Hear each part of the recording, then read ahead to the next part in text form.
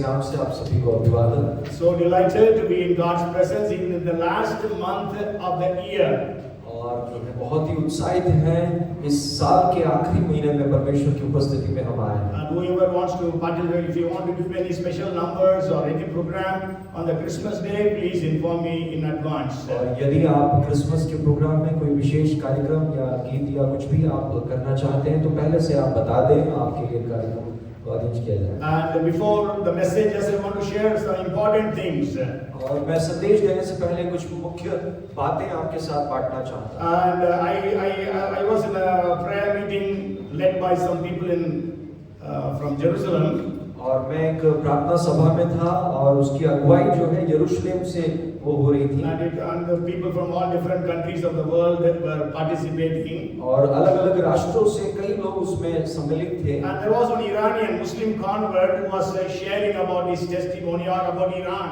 और ईरान के एक व्यक्ति थे जो उनका उद्धार हुआ है और वो अपनी गवाही को बांट रहे थे। And he was a Muslim convert. और वो मुसलमान पृष्ठभूमि से आए थे। And he was telling, we all know Iran is very much anti-Israel.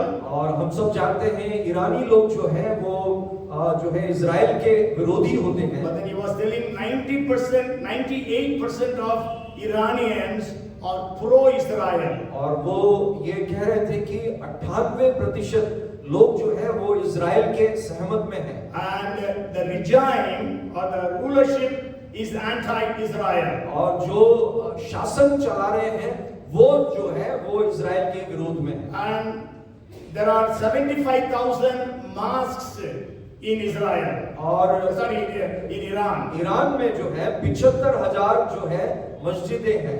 But 50,000 mosques are closed down. लेकिन 50,000 जो मस्जिद है वो बंद कर दिए गए हैं। Even in the 25,000 mosques, very few people attend. और जो 25,000 जो बचे हुए मस्जिद हैं उसमें भी बहुत कम लोग जो है जाते हैं वहां। And he was saying that Iran is in a very great economic disaster. और वो बोल रहे थे कि ईरान में बहुत ही आर्थिक संकट के विपदा में वो पड़े हुए हैं।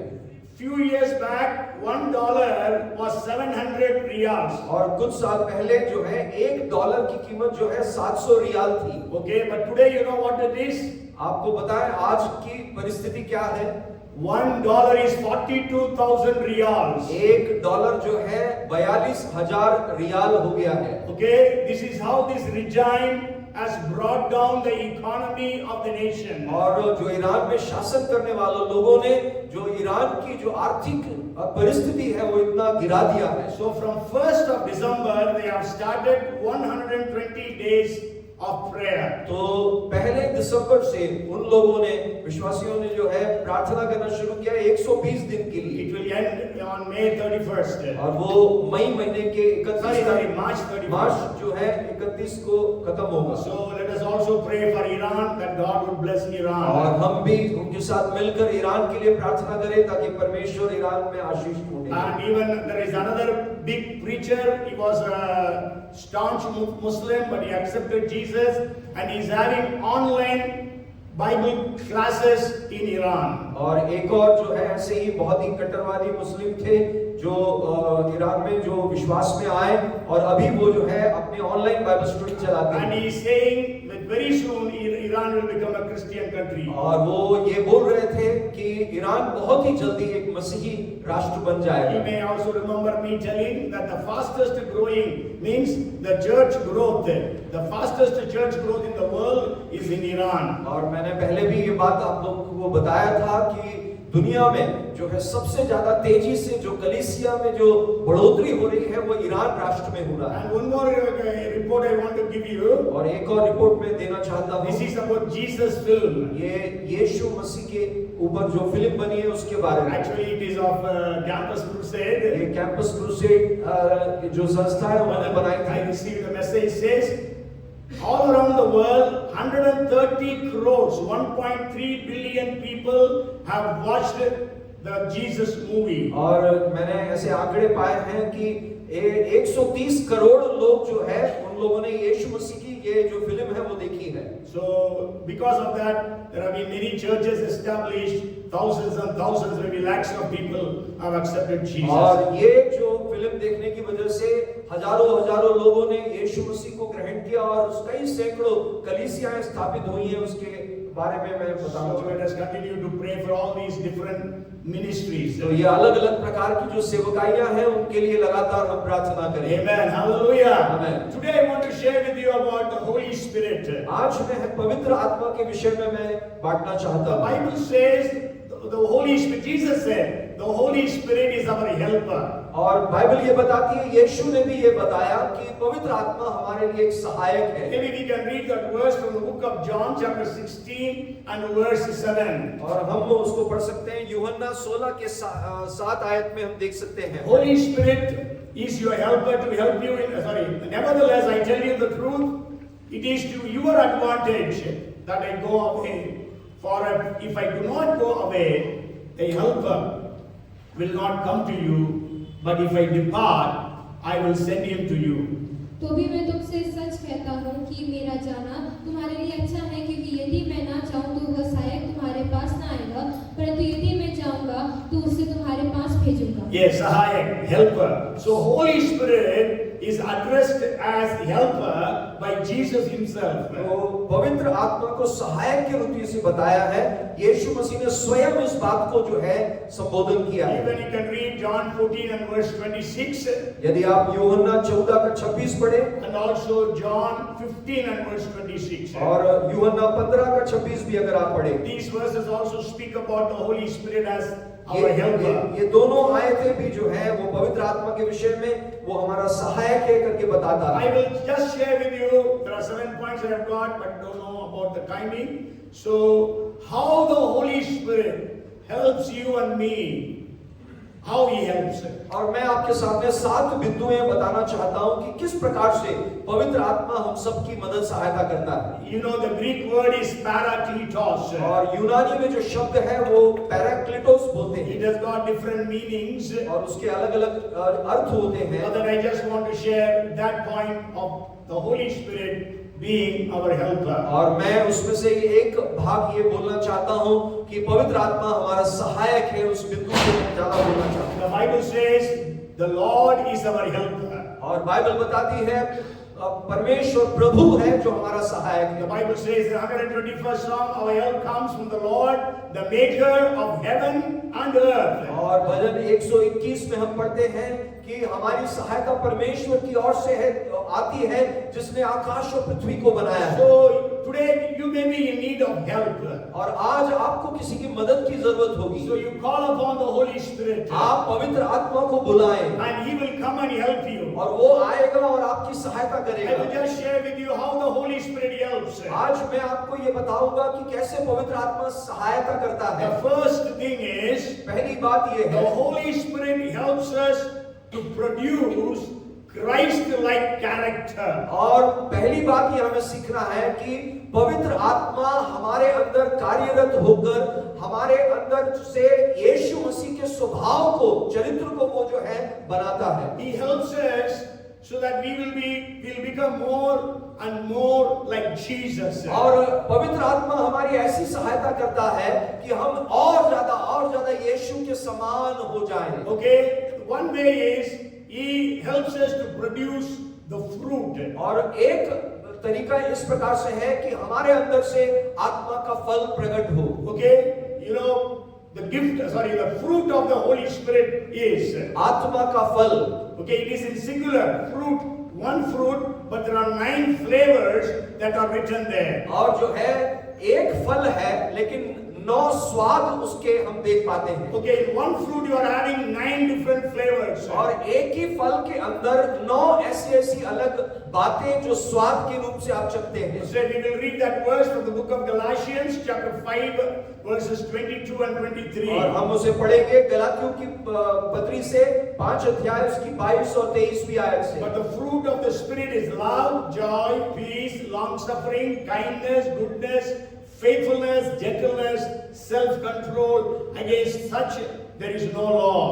पर आत्मा का फल प्रेम, आनंद, शांति, धीरज, कृपा, भलाई, विश्वास, नम्रता और संयम है, ऐसे कामों के विरोध में कोई भी व्यवस्था नहीं। Yes, we all receive the Holy Spirit. हम सब ने पवित्र आत्मा को पाया है। Jesus said when the Holy Spirit comes, you will receive power. यीशु मसीह ने कहा जब तुम पवित्र आत्मा को पाओगे तो तुम सामर्थ को पाओगे। When the Holy Spirit comes upon us, we have the gifts of the Holy और Spirit. जब पवित्र आत्मा हम पर आता है तो हमारे अंदर से आत्मिक वरदान प्रकट होते हैं। 9 kinds of fruits are written in the book of 1 Corinthians chapter 12 verses 7 to 10. और 9 प्रकार के वरदान को जो है हम देखते हैं पहला कुरिन्थियों 12 अध्याय का 1 से 10 में। Okay, we know it's a gift of word of wisdom, gift of word of knowledge, discerning of spirits, working miracles, faith, healings, tongues, interpretation, and prophecies. और हम देखते हैं आत्माओं को परखने का वरदान, बुद्धि का वरदान, ज्ञान का वरदान, भविष्यवाणी का वरदान और विश्वास का वरदान, ऐसे अलग-अलग वरदानों को हम देखते हैं। Many times we are so much after the gifts of the Holy Spirit. कई बार हम केवल वरदानों के पीछे हो जाते हैं। But we also must crave and desire for the fruit of the Spirit. लेकिन हमारी प्रार्थना जो है ये भी होनी चाहिए कि जो है पवित्र आत्मा का फल हमारे जीवन में प्रकट होने पाए। Okay, I will just give few differences between the gifts and the fruit. और मैं कुछ फर्क मैं बताना चाहता हूं कि आत्मिक वरदान और आत्मा के फल में क्या-क्या फर्क है। When do you receive the gifts of the Holy Spirit? कब आप पाते हैं पवित्र आत्मा के वरदानों को? Instantaneously, at once. As soon as you receive the Holy Spirit, you speak in tongues, some people prophesy, and all different gifts begin to operate. जब आप पवित्र आत्मा को पाते हैं उसी वक्त में आप वरदान भी प्राप्त कर लेते हैं। कई लोग अन्य भाषा में बोलने लगते हैं, कई लोग भविष्यवाणी करने लगते हैं और अलग-अलग प्रकार के वरदान। But the fruit of the Holy Spirit is developed progressively. लेकिन आत्मा का जो फल है वो एक प्रक्रिया के तहत वो धीरे-धीरे जो है हम में कार्य होता है। And why the gifts of the Holy Spirit are given? क्यों पवित्र आत्मा के वरदान दिए गए हैं? So that we can have Christ-like ministries. ताकि हम मसीह के समान सेवकाई को कर सके। That we will have power, healings and miracles will take place. ताकि हमारे अंदर परमेश्वर की वो सामर्थ के द्वारा चिन्ह चमत्कार और जो है चंगाइयां होने पाए। Why we have the fruit of the Spirit? क्यों परमेश्वर ने आत्मा का फल दिया है? So that we will produce Christ-like character. ताकि हम मसीह के समान चरित्र को लोगों के सामने प्रकट कर सके। Okay, what does the gifts of the Holy Spirit do? पवित्र आत्मा के वरदान क्या करता है? In the when the gifts of the Holy Spirit are manifested, power of God is manifested. और जब पवित्र आत्मा के वरदान प्रकट होते हैं तो परमेश्वर की सामर्थ्य प्रकट होती है। But when you and I have the fruit of the Spirit, लेकिन आप और मैं जब आत्मा का फल प्राप्त करते हैं then the holiness of God is revealed. तब परमेश्वर की वो पवित्रताई जो है वो प्रकट होती है। And how do we receive the gifts of the Holy Spirit? कैसे हम आत्मिक वरदानों को प्राप्त करते हैं? So after we receive it, we have to constantly exercise the gifts. और जब हमने पाया है पवित्र आत्मा को उसके बाद हमें अभ्यास करते रहना है आत्मिक वरदानों के लिए। Yes, that's why Paul says, stir up the gifts of the Holy Spirit. इसीलिए पौलुस कहता है कि अपने आत्मिक वरदानों को ज्वलंत करते रहो। Paul says, do not neglect the gifts of the Holy और Spirit. पौलुस कहता है कि आप आत्मिक वरदानों को नजरअंदाज ना करो। Covet earnestly the gifts of the Holy Spirit. और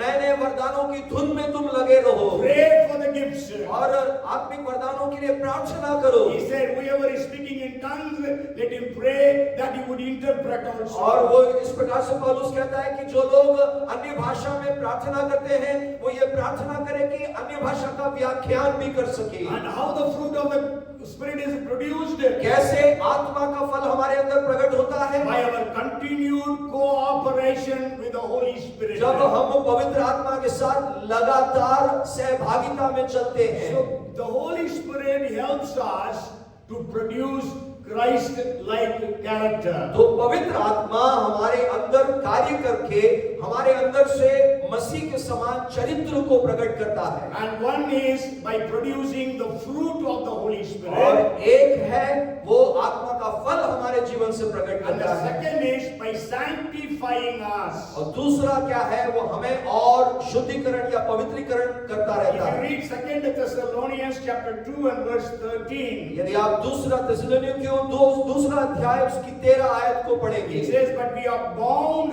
to give thanks to God always for you, brethren, beloved by the Lord, because God from the beginning chose you for salvation through sanctification by the Spirit and belief in the truth. है भाइयों और प्रभु के प्रिय लोगों, चाहिए कि हम तुम्हारे विषय में सदा परमेश्वर का धन्यवाद करते रहे, क्योंकि परमेश्वर ने आदि से तुम्हें चुन लिया कि आत्मा के द्वारा पवित्र बनकर और सत्य की प्रीति करके उद्धार पाओ। Yes, sanctification by the Holy Spirit. आत्मा के द्वारा पवित्र किए जाना। You may remember there are two words that are used. One is justification, another one is sanctification. और आपने दो शब्दों के बारे में सुना होगा, एक है धर्मी ठहराया जाना और दूसरा है वो पवित्रीकरण। Romans 5-7 speaks about justification. Romeo की पत्री 5 से लेकर 7 अध्याय में हम देखते हैं वो धर्मी ठहराए जाने के बारे में कहते हैं। And 8th chapter speaks about sanctification. और 8वें अध्याय में जो है पवित्रीकरण के बारे में हम देखते हैं। God wants us to be holy, pure. परमेश्वर चाहता है कि हम सब शुद्ध हो, पवित्र बने। And the Holy Spirit sanctifies us. और पवित्र आत्मा हमें पवित्र करता है। You know,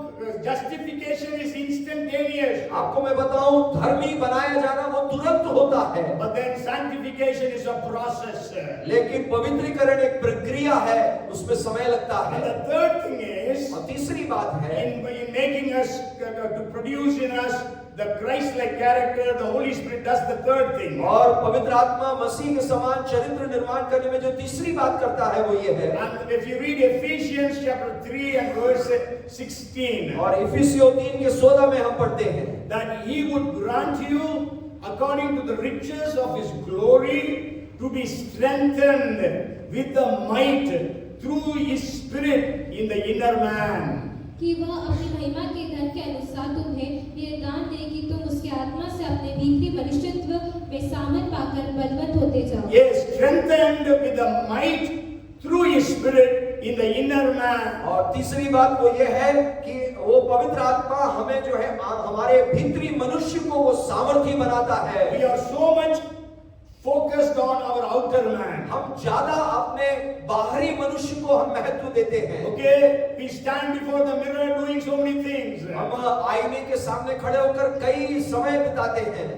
And many young boys and girls go to the gym because they want to make their bodies. और कई जवान लड़के और लड़कियां जो है वो जिम में जाते हैं, व्यायामशाला में जाके व्यायाम करके अपने शरीर को वो मजबूत बनाना चाहते I'm not हैं। discouraging you. You go to gym, maintain your body. God has given you that body.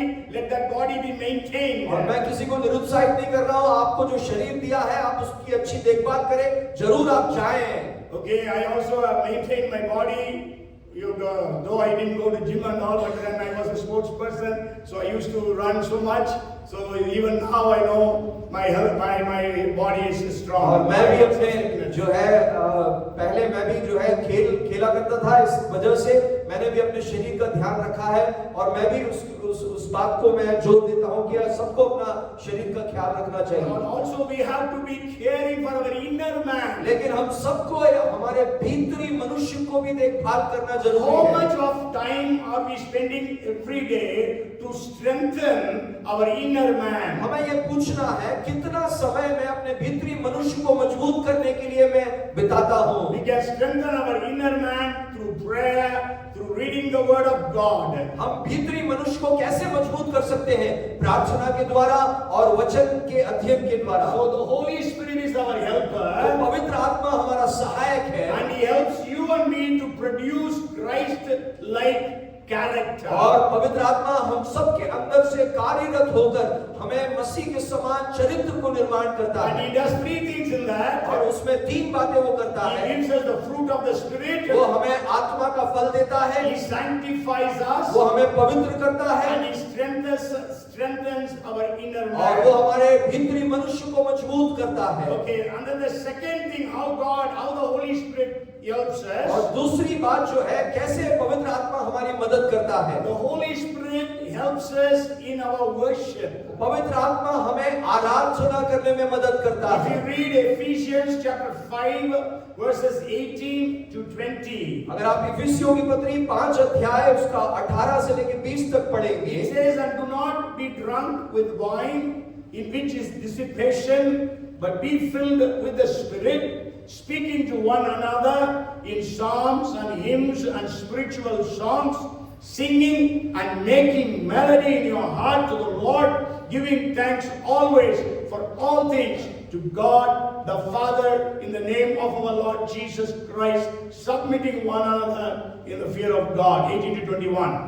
दाखरस से मतवाले ना बनो, क्योंकि इससे लुचपन होता है, पर आत्मा से परिपूर्ण होते जाओ और आपस में भजन और स्तुति गान और आत्मिक गीत गाया करो और अपने अपने मन में प्रभु के सामने गीत और कीर्तन करते रहो और सदा सब बातों के लिए हमारे प्रभु यीशु मसीह के नाम से परमेश्वर पिता का धन्यवाद करते रहो, मसीह के भय से एक दूसरे के अधीन रहो। And if you read that verse, you can understand it is one sentence.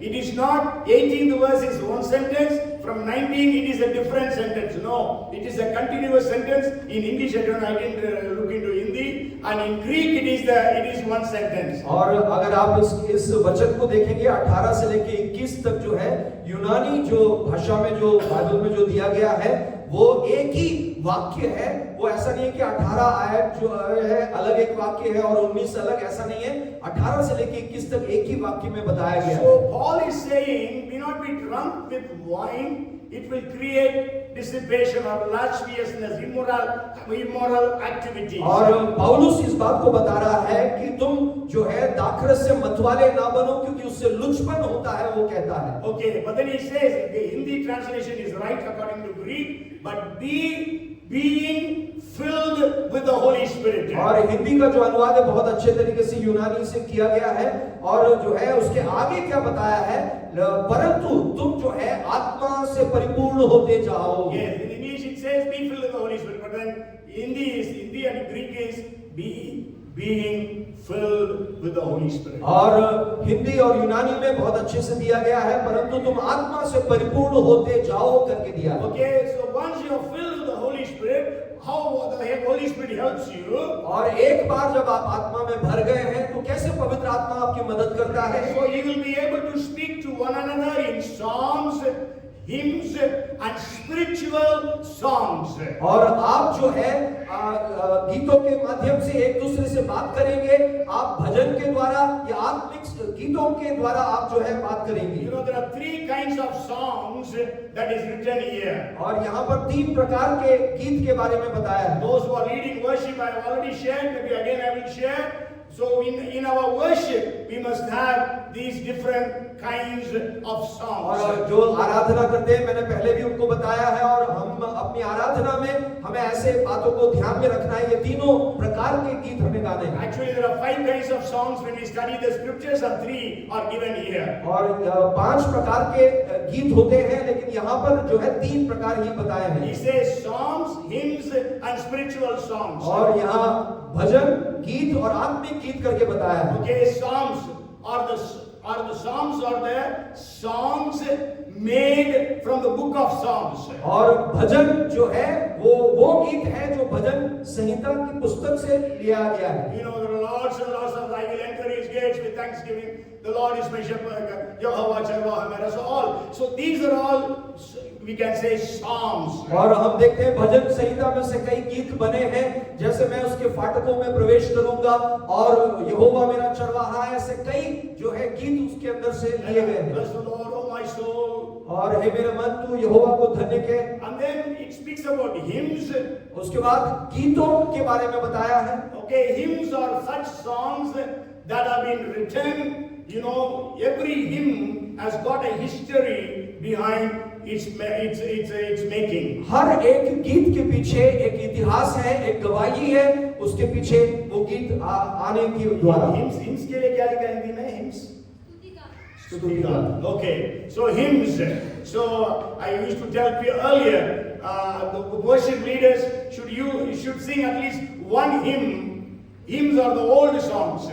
और मैं आराधना करने वाले लोगों को मैं ये अगुवाई देता था, पहले मैं बताता था कि कम से कम जो पुराने स्तुति गीत हैं उसमें से एक गीत तो गाना चाहिए। Okay, because they all have very deep meanings. क्योंकि पुराने जो लिखे हुए जो गीत हैं बहुत गहरे अर्थ हैं उसमें। And then the third thing is spiritual songs. और तीसरी जो बात है वो है आत्मिक गीत। Okay, the spiritual songs are the songs that are sung in tongues. और आत्मिक गीत वो है जो अलग-अलग भाषाओं में गाया जाता है। Okay, so when we are filled with the Holy Spirit, when the Holy Spirit comes, He helps us in worship. और जब आप आत्मा में भर जाते हैं तो अन्य भाषा में आराधना करने में वो अगुवाई करता है। Even in singing hymns and songs, so the Holy Spirit helps us in worship. और आप चाहे वो भजन हो या स्तुति गीत हो, वो गाने में भी पवित्र आत्मा हमारी मदद सहायता करता And है। He says, making melody in your heart.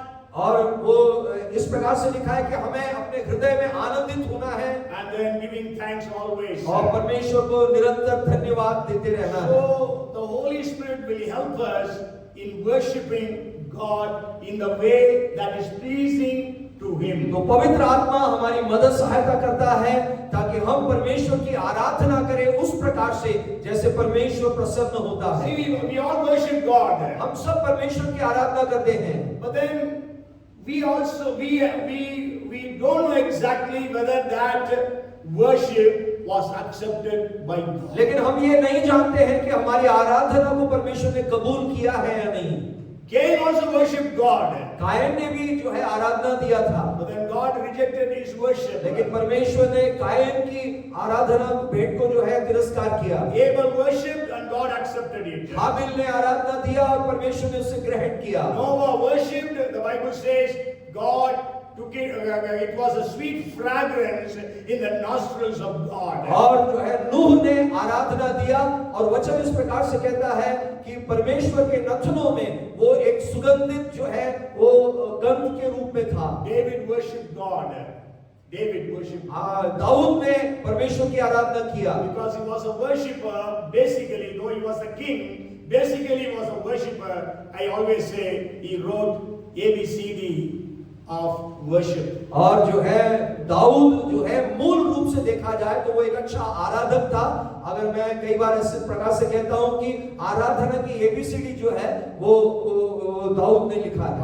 Other words, David wrote the grammar for worship. नहीं तो इस प्रकार से दूसरे शब्दों में कह सकते हैं कि जो है दाऊद ने आराधना का व्याकरण लिखा है। Okay, and then the third way the Holy Spirit helps us. और तीसरी बात कैसे पवित्र आत्मा हमारी सहायता करता है। He helps us in our intercession. पवित्र आत्मा हमारी मध्यस्थता की प्रार्थना में मदद करता If you है। read Romans chapter 8 verses 26-27, अगर आप रोमियो की पत्री 8 अध्याय उसका 26 और 27 पढ़ेंगे, it says, likewise the Spirit also helps in our infirmities, for we do not know what we should pray for as we ought, but the Spirit Himself makes intercessions for us with groanings which cannot be uttered. Now, He who searches the heart knows what the mind of the Spirit is, because He makes intercession for the saints according to the will of God. इसी रीति से आत्मा भी हमारी दुर्बलता में सहायता करता है, क्योंकि हम नहीं जानते कि प्रार्थना किस रीति से करना चाहिए, परंतु आत्मा आप ही ऐसी आहें भर भर कर जो बयान से बाहर है हमारे लिए विनती करता है।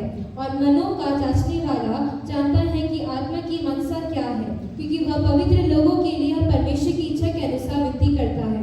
You may remember, there are at least 5 basic elements of a balanced prayer life. और आपको शायद याद होगा पहले बताया है कि एक संतुलित प्रार्थना के जीवन में 5 जो है मुख्य बातें हैं। Anybody remembers? किसी को याद है? 5 elements of a balanced prayer life. 5 ऐसी बातें जो संतुलित प्रार्थना जीवन में होती हैं। Okay, the first is thanksgiving, praise and worship. पहला है धन्यवाद, स्तुति और धन्यवाद देना। And the second one is confessing our sins. दूसरा है अपने पापों का या गलतियों का अंगीकार करना। Third is intercession. तीसरा है मध्यस्थता। Fourth is personal requests, asking for our personal needs. चौथा है अपने व्यक्तिगत जरूरतों को बताना। And the fifth thing is waiting upon the Lord with thanksgiving. पांचवी बात यह है कि परमेश्वर की उपस्थिति में धन्यवाद के साथ बने रहना या इंतजार करना। Okay, so many times our prayers have only maybe 2 or 3 point elements of those 5 point elements. और ये 5 बातें जो बताई हैं, कई बार हमारी प्रार्थनाओं में इन पांचों के अंदर से 2 या 3 बातें ही हम उसमें ला पाते हैं। That means we are kuposhitam, we are malnutritions in our prayer life. इसका मतलब क्या है? हम अपने प्रार्थना जीवन में जो है कुपोषित हैं। Okay, because we don't have a balanced prayer life. क्योंकि एक संतुलित प्रार्थना जीवन नहीं है। Okay, thanksgiving, praise, worship. Maybe you thank the Lord at least for the life God has given for your family, so many different things. धन्यवाद, स्तुति, आराधना वो आपके परिवार में जो आशीष मिली है उसके लिए जरूर करते होंगे। Okay, you may remember again, I will just repeat. Thanksgiving is for those blessings that God has given you. और धन्यवादी होना, परमेश्वर की हर एक आशीषें जो पाई है उसके लिए हमें धन्यवादी होना है। If I give you something, यदि मैं आपको कुछ देता हूँ, what do you say? आप क्या कहेंगे? Thank you. धन्यवाद। So God has given us so much, so we thank Him. परमेश्वर ने हमें इतना कुछ दिया है, उसको हम धन्यवाद देते हैं। Somebody said, किसी ने कहा, if you are not able to thank God, यदि हम परमेश्वर को धन्यवादी नहीं होते हैं, go to the hospital. तो आप अस्पताल में जाएं। Automatically you will start thanking आप God. अस्पताल में जाके जब रोगियों को देखेंगे तो अपने आप धन्यवादी हो जाएंगे। You know how much of pains they go through. आपको मालूम है अस्पताल में लोग कितनी पीड़ा से गुजरते हैं। Okay, what all tubes are going around their bodies. और उनके शरीर में अलग-अलग ट्यूब जो है वो डाला जाता है। God has given us health, so let us thank Him for that. परमेश्वर ने जो अच्छा स्वास्थ्य दिया है उसके लिए हमें प्रभु को धन्यवादी होना We have है। to thank God for the free oxygen that we inhale and exhale, carbon dioxide. और प्रभु ने जो है हमें अच्छा श्वास लेने के लिए, प्रभु ने ऑक्सीजन लेने के लिए और बाहर कार्बन डाइऑक्साइड छोड़ने के लिए जो मदद कर रहा है उसके लिए हमें धन्यवाद We have to देना है। thank God for the daylight. और हमें दिन में जो उजाला देता है उसके लिए धन्यवाद देना है। If there is no daylight, what will happen? How much of electricity you will be using? और यदि दिन में उजाला नहीं रहेगा तो आपके घर में कितना बिजली का उपयोग करना पड़ेगा How your clothes will be dried? और आपके कपड़े कैसे सूखेंगे। Okay, so we have to thank God for what He has given to तो us. हमें धन्यवाद देना है, परमेश्वर ने जो भी आशीषें हमें दिया है। And we praise God for what He has done for us. और हमें परमेश्वर की स्तुति करना है जो कुछ भी उसने हमारे जीवन में किया है उसके लिए। Okay, when the cricketer hits 100, we all praise him. और जब एक जो है क्रिकेट का खिलाड़ी जब शतक मारता है तो हम सब स्तुति करते हैं। Okay, so we praise God for what all He has done for हम us. परमेश्वर की स्तुति करते हैं वो भी हर एक काम के लिए जो परमेश्वर ने हमारे जीवन में किया है। We at the time of worship we sang, क्यों न बोलूं तेरी जय जयकार, तूने मेरे लिए क्या कुछ ना किया. और हमने स्तुति के समय में ये गीत गाया था, क्यों न तेरी जय जयकार करूं क्योंकि तूने क्या कुछ न We किया did है। not say क्या कुछ ना दिया, but हमने कहा क्या कुछ नहीं किया. Yes, so we have to praise God for what He has done for us. हमें स्तुति करना है जो कुछ भी परमेश्वर ने हमारे जीवन में किया है उसके लिए। We as we sung, how can I know how much it cost to put my sin on the cross. और हमने अंग्रेजी में जो गीत गाया था उसमें ये इस प्रकार से था, कैसे मैं ये जानूं कि जो है क्रूस पर तूने मेरे पाप को हटाने के लिए क्या कुछ ना किया है। So every day let us thank and praise God and worship God for who He is. और हमें हर दिन हर बात के लिए परमेश्वर की स्तुति आराधना करना है और वो जो है उसके लिए हमें उसकी आराधना करना Yes, है। worship is we worship God for who He is. आराधना क्या है? परमेश्वर जो है उसकी महिमा हम करते हैं। Okay, we know He is great, He is mighty, and all those things. हम जानते हैं वो महान है, सामर्थी है, वो सब कुछ है, हम जानते हैं। So many times in our life we can see thanksgiving, praise and worship. At least something of it is there. तो हमारे प्रार्थनाओं में कुछ न कुछ स्तुति, आराधना या धन्यवाद की बातें जरूर रहती हैं। And the second element is confession. और दूसरी जो बात है प्रार्थना के अंदर वो है अंगीकार करना। Actually, you know, these 5 elements are taken from the Lord's Prayer. और ये जो 5 बातें हैं ये प्रभु ने जो की थी प्रार्थना, वो प्रार्थना से ली गई है। Jesus did not say pray this prayer, pray after this manner. और यीशु ने ये नहीं कहा कि मेरे इस प्रकार की तुम प्रार्थना करो, लेकिन इस तरीके से तुम प्रार्थना करो, यीशु ने कहा। So Jesus and He said, Our Father who art in heaven, holy be your name. So that is thanksgiving, praise, worship all together. तो स्वर्गीय पिता तू जो आसमान में है, तेरा नाम पवित्र माना जाए, ये जो है वो आराधना या स्तुति कर रहे हैं। Second is we have to confess our sins. दूसरा, हमारी कमियों के गलतियों के लिए हमें माफी मांगना है। We say, as we forgive those who sin against us, forgive us our sins. जैसे लोगों ने जो हमने लोगों के पाप अपराध को क्षमा किया, वैसे तू हमारे अपराधों को क्षमा कर। And the third thing is intercession. तीसरी बात जो है वो मध्यस्थता है। Intercession is praying for others, और मध्यस्थता मतलब दूसरों के लिए प्रार्थना करना, praying for the nation. और राष्ट्रों के लिए प्रार्थना करना। Now praying for Israel, Hamas war to stop is an intercession. Israel और हमास का युद्ध रुक जाए, ये जो प्रार्थना कर रहे हैं वो मध्यस्थता में आता है। Ukraine war to stop is an intercession. Ukraine का युद्ध रुक जाए, ये जो है हम मध्यस्थता कर रहे हैं। Praying for Manipur to come back to normalcy is an intercession. और मणिपुर की अवस्था जो है वो सामान्य होने पाए, ये जो हम कर रहे हैं ये मध्यस्थता की प्रार्थना है। Because we are not affected by these things. क्योंकि ये जो प्रार्थना विषय से हमें कोई फर्क नहीं पड़ रहा है। Okay, but then people in Israel, when they are praying for their personal needs, not intercession. लेकिन जब इजराइल के लोग इस विषय को रखकर प्रार्थना करते हैं तो वो उनकी व्यक्तिगत आवश्यकताओं को परमेश्वर के सामने रख रहे हैं, वो मध्यस्थता नहीं होती People है। in Manipur are praying so much, they are not interceding, but they are praying for their personal needs.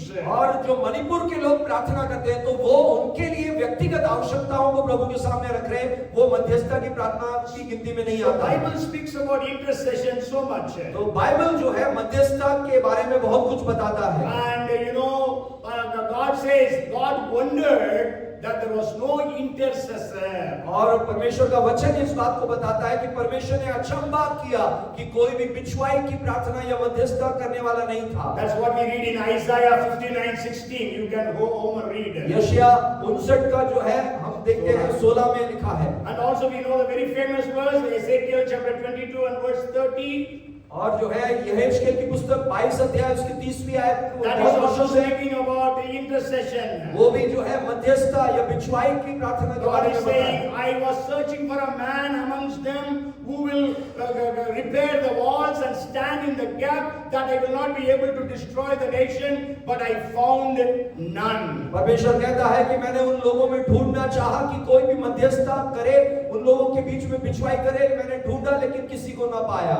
Okay, so intercession is very much needed in our prayer life. मध्यस्थता हमारी प्रार्थना में बहुत आवश्यक एक बिंदु है। But then many times we don't know what to pray in intercession. और कई बार हम नहीं जानते हैं कि किस विषय के लिए मध्यस्थता करना है। Now you are praying for Israel Hamas war. अभी आप इजराइल हमास की युद्ध के लिए प्रार्थना कर रहे हैं। What are you praying? क्या प्रार्थना कर रहे हैं? We don't know. हम नहीं जानते Because हैं। we don't know the will of God. That's what it says. Go home and study Romans 8:26 and 27. आप घर जाकर जरूर अध्ययन करें रोमियो 8 का 26 और 27। Okay, many times we don't know what to pray for. कई बार हम नहीं जानते हैं कि हम किस विषय के लिए प्रार्थना कर रहे So the हैं। Holy Spirit helps us in our infirmities because we do not know how we ought to तो pray. परमेश्वर का आत्मा हमें मदद करता है, हमारी कमजोरियों में, कमियों में हमारी मदद करता The है। Spirit makes intercession with groanings that cannot be uttered. तो आत्मा जो है हमें प्रार्थना करने में मदद करता है और हम जो है कराहते हैं परमेश्वर के सम्मुख में। Because you feel that problem is your problem. और क्यों एक व्यक्ति कराहता है या मध्यस्थता करते वक्त में? क्योंकि उसने दूसरे की समस्या को अपनी समस्या की रीति से ले लिया है। The problem of the nation is his own problem. और जो राष्ट्र की समस्या है वो अपनी समस्या की रीति से वो लेता है। Maybe the sickness in a neighbor feels it as its own. और जो पड़ोसी में जो व्यक्ति जो बीमार है, वो व्यक्ति जो मध्यस्थता करता है, वो उस बीमारी को, वो कष्ट को अपने ऊपर ले लेता है। So pray intercession. God, the Holy Spirit helps us in our intercession. तो प्रार्थना के अंदर जो मध्यस्थता की बात है, उसे करने के लिए पवित्र आत्मा हमें सक्षम You बनाता है। can welcome the Holy Spirit when you are going to pray. और जब आप प्रार्थना करने जाते हैं तो पवित्र आत्मा का स्वागत आप कर सकते आप हैं। बोल सकते हैं, you can tell the Holy Spirit, Lord, I don't know to pray. Help me in my intercession. आप कह सकते हैं, प्रभु मुझे प्रार्थना करना नहीं आता है, लेकिन मध्यस्थता करने के लिए पवित्र आत्मा आप सहायता कीजिए। How I should pray for Israel Hamas war? कैसे मैं इजराइल हमास के युद्ध के लिए प्रार्थना करूं? How can I pray for Manipur's normalcy? और कैसे मैं मणिपुर में सामान्य अवस्था हो उसके लिए प्रार्थना करूं? Okay, so God knows knows how to do those things. So let us commit and pray with the Spirit that God would help and we would be able to intercede. परमेश्वर सब बातें जानता है और हमारी कमियों में वो प्रार्थना करने में मदद सहायता करता है। And then the fourth way that the Holy Spirit helps us. और चौथी बात जो है पवित्र आत्मा कैसे हमारी मदद The करता है। Holy Spirit leads us. और पवित्र आत्मा हमारी अगुवाई करता We है। know in Acts 8:29 the Holy Spirit said to Philip, go near and join that chariot. और प्रेरितों की पुस्तक 8 अध्याय के जो है 39 में हम पढ़ते हैं 29 में हम पढ़ते हैं कि किस प्रकार से फिलिपुस को जो है उस जो है खोजे के पास जाने के लिए आज्ञा दिया। Okay, and then if you read 8:39 और 8 के 39 में हम देखेंगे, maybe we'll read that now. When they came up out of the water, the Spirit of the Lord caught Philip away, so that the eunuch saw him no more, and he went on his way rejoicing. जब वे जल में से निकलकर ऊपर आए तो प्रभु का आत्मा फिलिपुस को उठा ले गया और खोजे ने उसे फिर ना देखा और वह आनंद करता हुआ अपने मार्ग पर चला गया। Yes, so we can say the first flight was done by Philip. और जो है हम ये कह सकते हैं कि पहला फ्लाइट जो है वो किसने लिया था, वो फिलिपुस ने You लिया। can say the Elijah, Enoch. You can ask me. Elijah, Enoch also the flew. तो आप ये कह सकते हैं कि हानोक और जो है एलिया वो भी तो उठा लिए गए थे। But then they did not go by flight. They went by rocket. Wo- In space, they have to go through the space.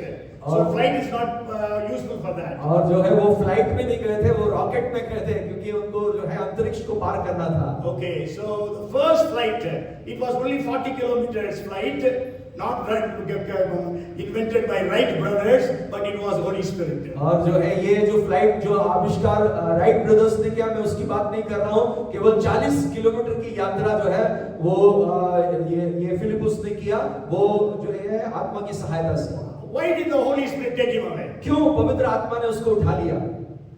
Just it's a joke, you can hear that. और एक मजाक के तौर पर आप इसे सुन सकते हैं।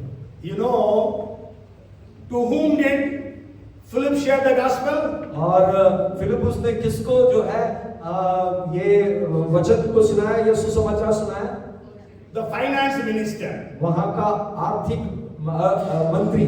And Philip had 4 virgin daughters. Philip के पास में 4 जवान कुंवारियां थी, बेटी। Because after baptizing, if Philip would have been with the minister, अगर बपतिस्मा देने के बाद में ये खोजे जो मंत्री है उसके साथ में यदि रहता, then he would have said, "Sir, I have 4 daughters. I have to get them married. Please help me. You are finance minister." और वो फिलिपुस क्या कहता, तो आप तो जो है आर्थिक मंत्री हैं, मेरी 4 बेटियां हैं, उनकी शादी करनी है करके वो उससे निवेदन कर सकता था।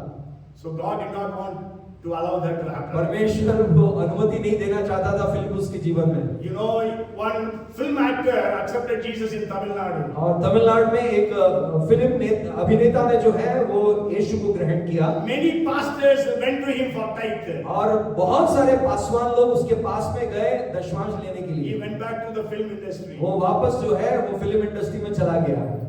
Okay, Tamilians are there, and that was Nagesh, for your जो information. लोग जानते हैं तमिल अभिनेता नागेश की बात करते हैं। Okay, so what I want to share is, so the Holy Spirit helps us in leads us in the ministry. चौथी बात जो हमें सीखना है, पवित्र आत्मा हमारी अगुवाई करता है, आगे बढ़ाता है। Okay, there are so many instances in the book of Acts where the Holy Spirit helped by leading them. और बहुत सारे ऐसे भाग हम प्रेरितों की पुस्तक से देख सकते हैं जहां पवित्र आत्मा ने लोगों को अगुवाई किया। Maybe we will read one more verse from the book of Acts chapter 11 and verse 28. और एक और आयत हम देखेंगे प्रेरितों की पुस्तक 11 अध्याय उसकी 28 आयत। Then one of them named Agabus stood up and showed by the Spirit that there was going to be a great famine throughout all the world, which also happened in the days of Claudius Caesar.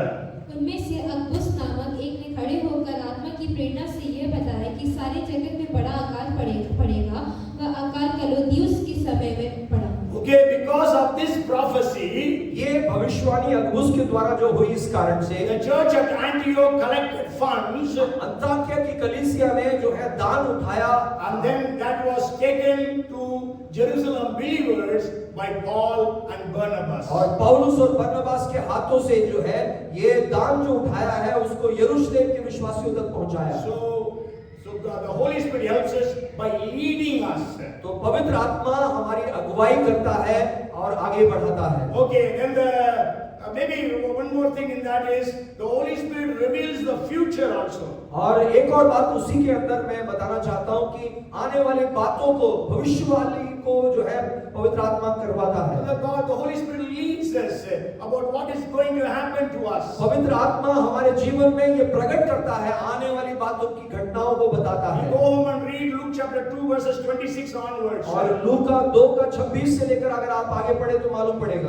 We read about one old man by name Simeon. और वहाँ एक बुजुर्ग व्यक्ति के बारे में पढ़ते हैं, शिमोन के बारे में। The Holy Spirit revealed unto him until he sees Jesus, the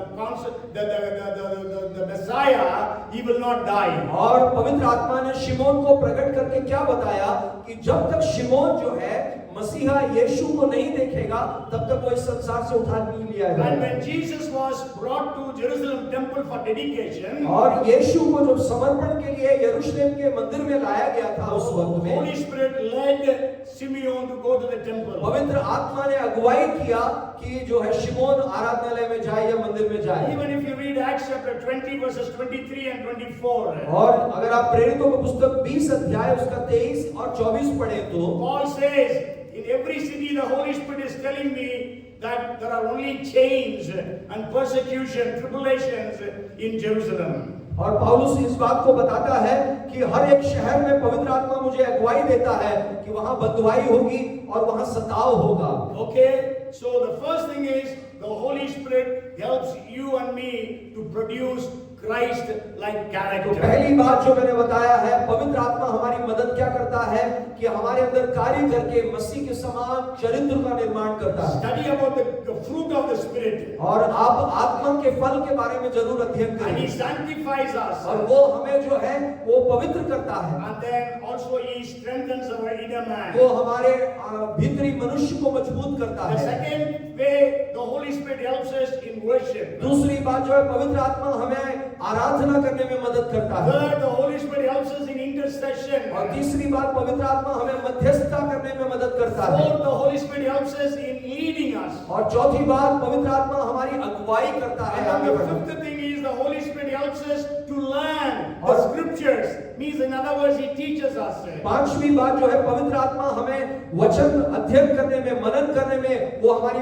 अगुवाई करता है, मदद करता है। And the sixth one is the Holy Spirit helps us in comforting us. और छठी बात ये है कि जो है पवित्र आत्मा हमें सांत्वना देता And the है। seventh thing is the Holy Spirit gives us the power. और सातवीं बात ये है पवित्र आत्मा हमें शक्ति या सामर्थ्य देता है। Okay, so my time is over, so I just rushed through the last points.